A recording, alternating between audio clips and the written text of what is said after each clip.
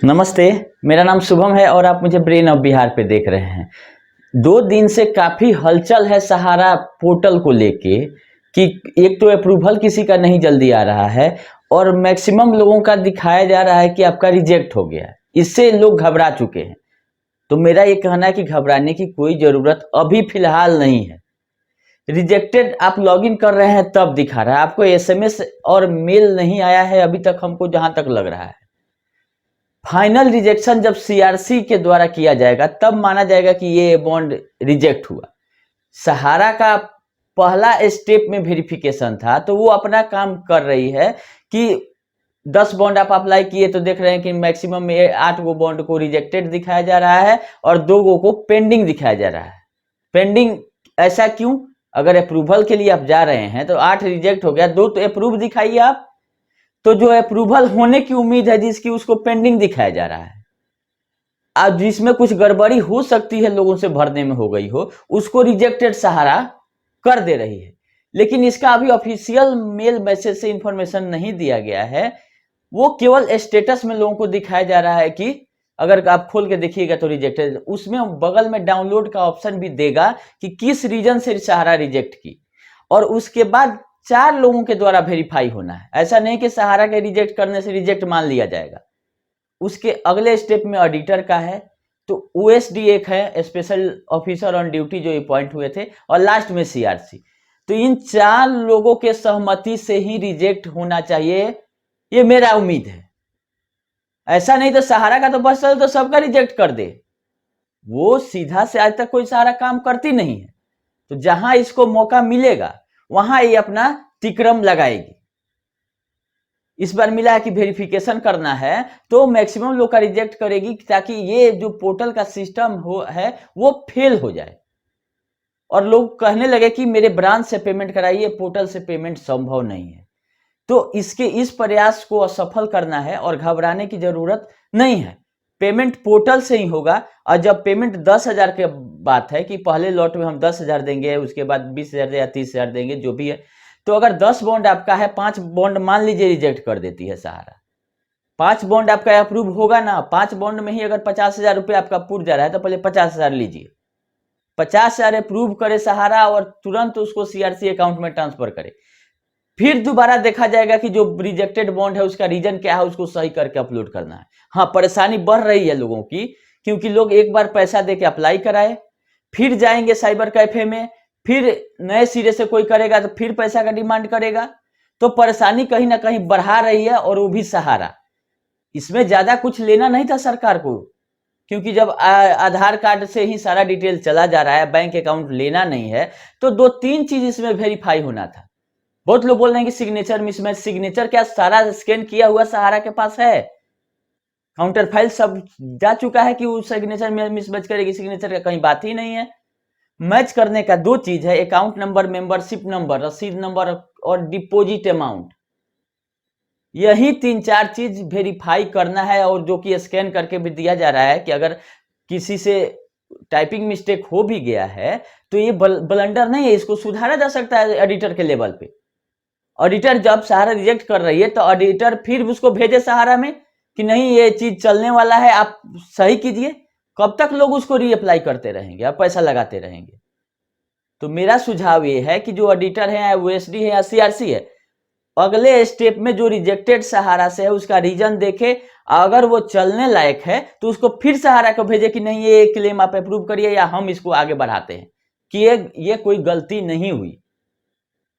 Bond original है आपका, account number ठीक है, डिपॉजिट अमाउंट लोग सही डाल रहे हैं, मेच्योरिटी उनका पूरा हो गया है। एक रीजन हो सकता है कि हम मेच्योरिटी आपका 28 में पूरा होगा, इसमें क्लियरिटी नहीं है कि उसका पैसा देगी कि नहीं देगी। एक वैलिड रीजन हो सकता है। इसके अलावा सहारा को रिजेक्ट करने के लिए क्या है कि वो सबका रिजेक्ट कर रही है? इसीलिए लोगों को घबराने की जरूरत नहीं है। इसमें 4 स्टेप में वेरिफिकेशन है, अभी चौथा स्टेप आप देख लीजिए, तब फाइनल रिपोर्ट जनरेट होगा, एक डाउनलोड पीडीएफ करके आएगा वहां पे कि आपका ये चीज गड़बड़ था, इसको सही करें। इसमें एक प्लस पॉइंट ये है कि एक बार में टोटल बॉन्ड को नहीं रिजेक्ट किया जाता है, बॉन्ड वाइज चला जा रहा है। जिस तरह से आप अप्लाई कर रहे हैं उसी के बगल में रिजेक्टेड, पेंडिंग या अप्रूव दिखाया जा रहा है। ये नहीं कि अगर 10 बॉन्ड में आपका 2 बॉन्ड गड़बड़ है तो 10 रिजेक्ट हो जाएगा, 2 रिजेक्ट हो रहा है। ये अच्छी चीज इसमें देखिए आप, 8 आपका अगर सही है तो 8 अप्रूव होगा, 2 अगर बचेगा तो फिर बाद में हम अप्लाई करेंगे। आप 8 अप्रूव करके जो पैसा इंस्टॉलमेंट आना है वो उतना आने दिया जाए। तो खैर सहारा है इतना सीधा तरीके से जल्दी सुनती नहीं है, इसका सबसे ज्यादा और ये मकसद यही है पहला कि इसको हम लोग बोल दें कि किसी तरह से इसमें बाधा उत्पन्न हो जाए और हो कि ब्रांच का सहयोग लिया जाए ताकि हम इसमें फिर तेरी मेरी करें। इसीलिए हमको वीडियो बनाना पड़ा कि लोग घबरा चुके हैं। तो कहीं घबराने की जरूरत नहीं है, रिजेक्टेड अभी दिखा रहा है मैसेज और इसका इंतजार कीजिए। और क्लेम जिनका नहीं है वो करते रहें, थोड़ा सावधानी बरते, क्योंकि एक एक बॉन्ड जब चेक हो रहा है तो जो अप्लाई कर रहे हैं वो भी स्कैन करके अच्छे से लगाएं, अकाउंट नंबर, डिपॉजिट अमाउंट, ये सब अच्छे से देना है। यही 3-4 चीज, बाकी कुछ पूछा ही नहीं जा रहा है तो गलती होने की चांस कहां है। और एक अपडेट था दिल्ली हाई कोर्ट वाला, वो भी ऑर्डर आज आया। उस ऑर्डर में यही लिखा गया है कि कपिल सिब्बल जी पहुंच गए हैं दिल्ली हाई कोर्ट क्यूसॉप और अदर देन सोसाइटियों के मामले में, और पहुंच के अपना प्रेजेंस दिखाए हैं कि कुछ टाइम दिया जाए हमको। पिटिशनर के द्वारा बोला गया, अभी इनका टाइम पूरा नहीं हुआ, कुछ टाइम मांगे तो कोर्ट कुछ के जगह बहुत टाइम, कोर्ट के पास तो टाइम ही टाइम है। आप मांगिएगा 2 दिन तो कोर्ट देगी 2 महीना। तो इन्होंने कुछ दिन का समय मांगा तो कोर्ट ने बहुत दिन का समय इनको दे दिया और 24/11 को मामला भेज दिया है। सहारा, क्यूसॉप और अदर देन सोसाइटियों का मामला लग रहा था कि उठ जाएगा अब, लेकिन कपिल सिब्बल साहब फीस लिए होंगे तो वो अपना काम कर दिए। इसको कोई जल्दीबाजी नहीं है कोई मामला निपटाने के लिए, क्योंकि पिटिशनर इस केस में सहारा ही है। तो जब पिटिशनर ही रिक्वेस्ट करेगा कोर्ट से कि हमको टाइम दिया जाए तो कोर्ट क्या जल्दी पड़ी है कि मामला निपटाया जाए। और अपोजिट पार्टी में जो है उसको और कोई मतलब नहीं है, वो तो सरकारी तनख्वाह पर है, तो वो काहे ऑब्जेक्शन करेगा। मर रहा है पब्लिक, पब्लिक के तरफ से कोई है नहीं वहां पे। तो ये भगवान भरोसे चलते रहा है सिस्टम देश का, वैसे ही चलेगा। मेरे पास इतना ही अपडेट था अभी के लिए कि दिल्ली हाई कोर्ट वाला मामला में कुछ हुआ नहीं, टाइम मांगा गया और कोर्ट के द्वारा दे दिया गया है। और ये जो रिजेक्ट हो रहा है इससे घबराने की जरूरत नहीं है, सहारा का तिक्रम इसमें भी चलेगा नहीं। और सीआरसीएस और अमित शाह को ये चीज देखना चाहिए कि ये चीज हो रहा है। जिस तरह से हम लोगों ने पोर्टल का प्रोत्साहित किया था लोगों को कि आप ये कीजिए, तो अगर सही से नहीं हो पाता है, लोगों को कठिनाइयां होती हैं, तो इसमें हम लोगों को इसका विरोध भी करना पड़ेगा, तो किया जाएगा। लेकिन अभी घबराने वाली कोई बात नहीं है, अप्लाई आप करते रहें। ये कुछ दिनों का है, धीरे धीरे सब मामला 2-4 दिन में जब अप्रूवल शुरू हो गया है तो 15 दिन के अंदर आपको सीआरसी को भी अपना ओपिनियन इस पे दे देना है कि सही में सहारा रिजेक्ट की है वो रीजन सही है कि गलत। फाइनल अप्रूवल सीआरसी के द्वारा आएगा कि रिजेक्ट हुआ कि नहीं हुआ। अभी केवल स्टेटस आप देखते रहिए, और अप्लाई अगर आप कर रहे हैं तो उसमें सावधानी बरतें, जिसका बॉन्ड छूटा हुआ है वेट करें।